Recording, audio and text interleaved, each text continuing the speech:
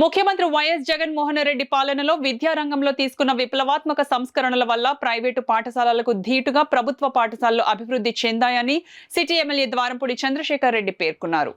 కాకినాడ సాలిపేటలో పైడా సత్యరాజు బాలికోన్నత పాఠశాలలో 2,36,00,000 వ్యయంతో నాడు నేడు పథకంలో నిర్మించిన 10 అదనపు తరగతి గదులను ఎమ్మెల్యే ద్వారంపూడి చంద్రశేఖర్ రెడ్డి ప్రారంభించారు.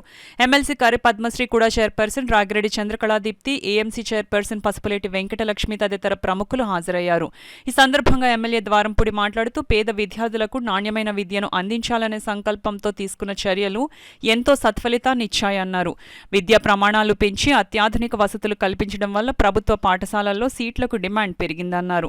అమ్మఒడి వంటి పథకాలు కూడా పాఠశాలల ప్రగతికి దోహదపడ్డాయన్నారు. ఈ కార్యక్రమంలో కాకినాడ నగరపాలక సంస్థ EE P Venkatarao, AE Ramesh, జిల్లా యాదవ సంఘ అధ్యక్షుడు మన్నె నాగేశ్వరరావు, బీసీసెల్ కార్యదర్శి బెజవాడ బాబీ, పాఠశాల హెచ్ఎం సుబ్బలక్ష్మి, మాజీ కార్పొరేటర్లు నల్లబిల్లి సుజాత, కర్రి శైలజ తదితరులు ఉన్నారు.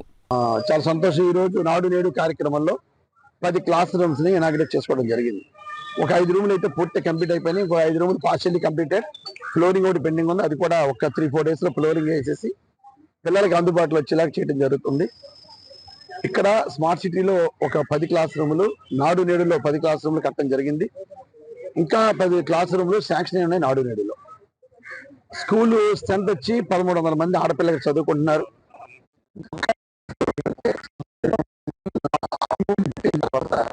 గవర్నమెంట్ స్కూల్స్ స్టూడెంట్స్ ఎక్కువయ్యారు కనుక దాని తగ్గట్టే జగన్మోహన్ రెడ్డి గారు నాడు నేడులో బాత్రూమ్ దగ్గర నుంచి క్లాస్ రూమ్లు, డైనింగ్ హాల్స్ అన్ని కూడా అధునాతంగా తీర్చిదిద్దడం జరుగుతుంది. రాబోయే రోజుల్లో ఇంకొక 10 క్లాసులు శాంక్షన్ అయి ఉన్నాయి. అది త్వరలోనే కన్స్ట్రక్షన్ ప్రారంభిస్తామని సందర్భంగా